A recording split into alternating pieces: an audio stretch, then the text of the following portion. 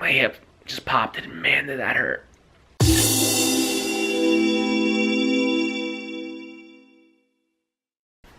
It's Tuesday. I have returned home from New York. This is what I call a recovery day because I am so sore right now. I don't even want to go upstairs and put my pajamas on because stairs hurt.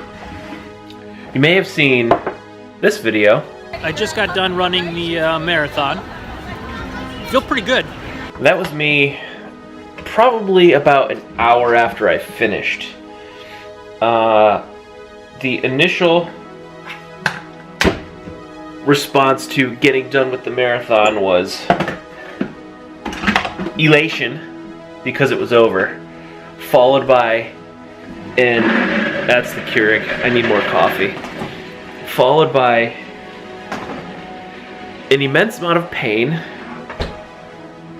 that I was already in, but it kind of went away for that couple moments after I finished the race, because it was like, yes, I'm done. And then it was like, oh God, I hurt, followed by, don't throw up, there's thousands of people around. And then after you get through all that, here, I'll just walk you through it. So Sunday, my day started right here, the Wellington Hotel, on the corner of 55th and 7th Avenue. I had to walk 4 blocks to right here to Central Park, 7th and Central Park South. That's where I caught the bus that would take me to Staten Island. I got up at 4:30 in the morning, I got dressed, and by 5:30 I was out the door. After an hour-long bus ride, we ended up here. This is the starting line in Staten Island. We were lucky enough to be here in Charity Village. Now, Allied hit silver charity status. Inside here we had a tent with heat, but it was actually really warm, so we actually disconnected the heat. We had coffee, orange juice, there was food, we had pastries and bagels and stuff like that. Also in here there was a large tent that had water, bananas, and power bars. So I had plenty of water. We had our own bank of porta potties, which was great. Now I went from the Orange Corral C. So right here at about 10 o'clock in the morning, I started right there at Corral C. So I had already been awake for 3.5 hours. I've been sitting in Charity Village for a couple hours. So we stood in line here for about 15-20 minutes before they let us into the corrals. Once we got into the corrals and everyone was in, there was another bunch of porta potties. Last opportunity before you got onto the course to use the restroom, because there were several porta potties at the course. So they made us walk down all of this into this Orange Corral, and then somewhere around here we just kind of stood around for about a half an hour, because these are 3 different corrals. So there's the underside of the Verrazano Bridge, and then there's also the top. I ran on the top. Very nice to run on the top. Better views, and apparently you don't want to be underneath because people pee off the top of the bridge, and you don't want to get peed on, so best be on the top. 10:40, I think it was 10:41 actually, the cannon went off and we started to run. And we ran for a long time. So we started here. The Verrazano Bridge was 2 miles. So you run over the bridge and then you end up in Brooklyn. Now, I don't know much about the geography of New York City, but I kept wondering when I was getting out of Brooklyn. Because man, we were in Brooklyn forever. You ran in Brooklyn till right around here, miles 12 and 13, you go over a bridge, and I think that's when I ended up in Queens. See, there's Queens. Somewhere in between mile 14 and 15, my hip started to kill. So pretty much from right around, I would say right around 14 and a half miles in, every time I stepped on my right foot, it was just excruciating pain.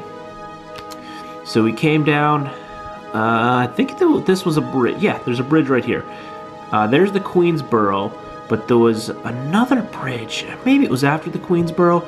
Somewhere in here, my GPS watch stopped working because I was on the underside of a bridge and I wasn't getting reception. So it messed up my pace for a while.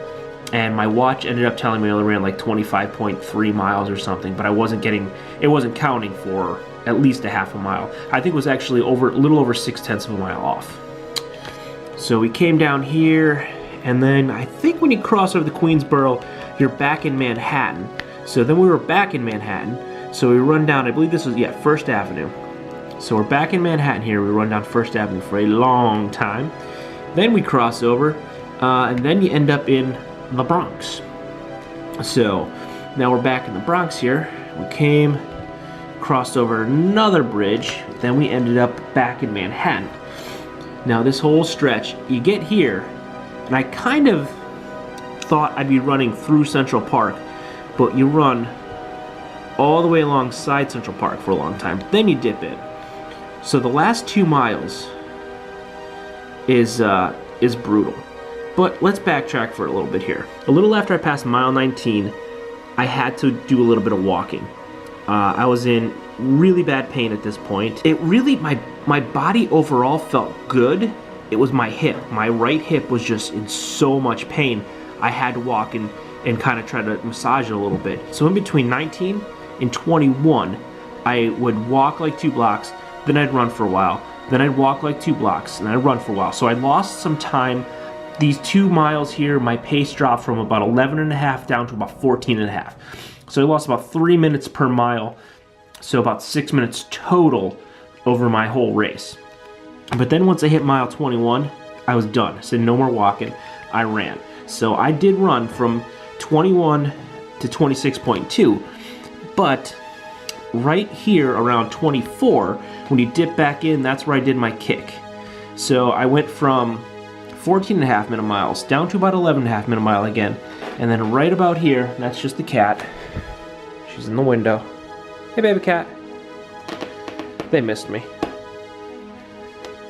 So right about here, I did my kick, and I did in between a 10:20 to 10:30 all the way to the finish. Even though the GPS wasn't working, the stopwatch feature was still working.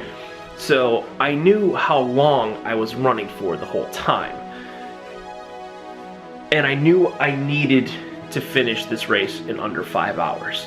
That was my personal goal. That's what needed to happen. Sorry, I'm trying to cross my legs and it hurts real bad. So I was running against, the only person I was racing was myself. I wasn't racing any other person out there.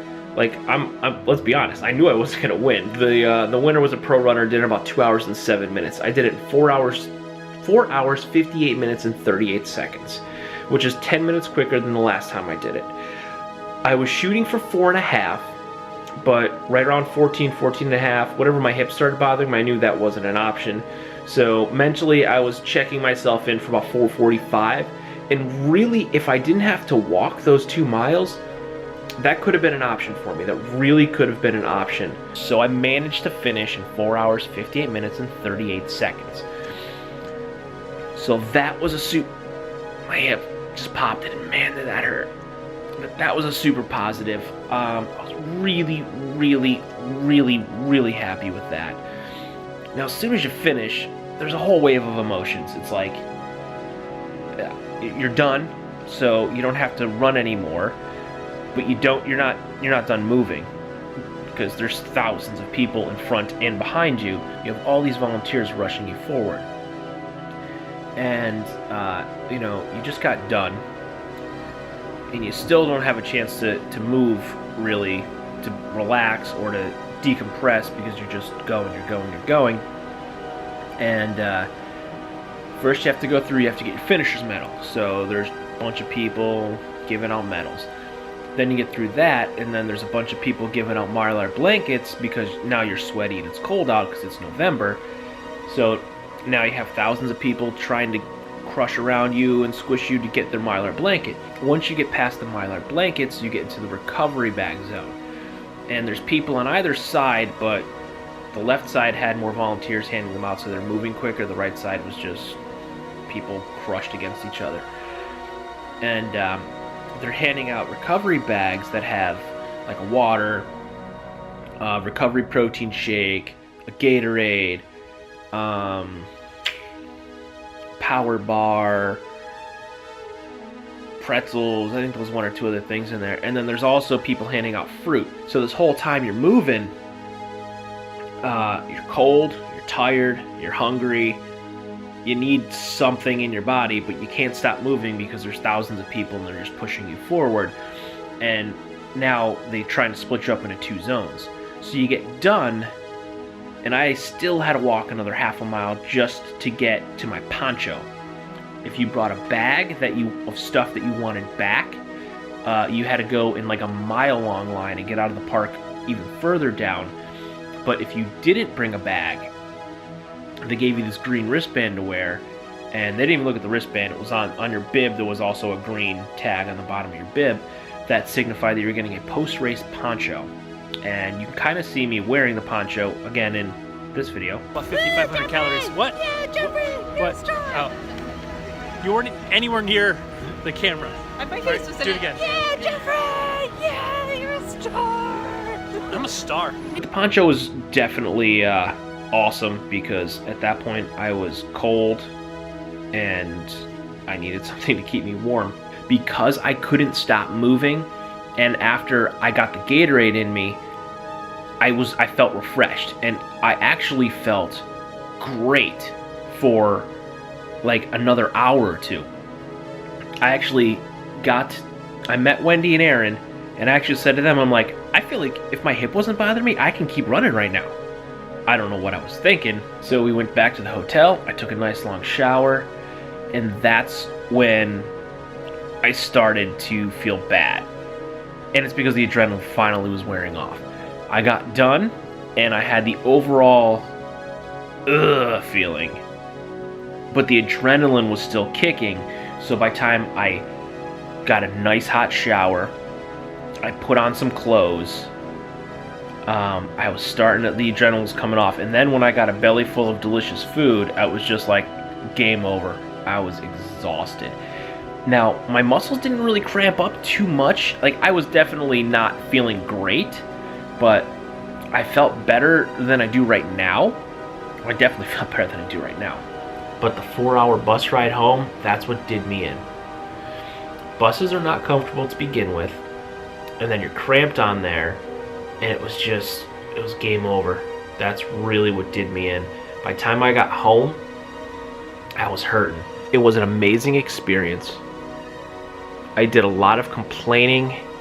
I said so many times I couldn't wait for it to be over, and I regretted the decision to do it because marathons, they suck. It's a lot of training. It's a long time to run. It's a really long time to run. The training sucks. It took up my entire summer. There's so many times where I just felt awful, or I was exhausted, or I was hurting just from my training runs, and I complained the whole time. And I'm not gonna lie, there were a few times where I was like, man, I hope I get injured so I don't have to run this. I thought that in my head. I'm like, if I break my leg, if something happens, I don't have to do this. I don't have to run. If I'm injured, I don't have to run. And yeah, I'm glad I didn't get hurt. I'm glad that I did it. Not only for the experience, but it was for a phenomenal cause. So, like, raising the money for Allied Service, I'm glad that I just complained and thought about quitting and didn't quit. I really would have kicked myself in the butt if I quit. I'm super glad. It was amazing. It was an amazing life experience.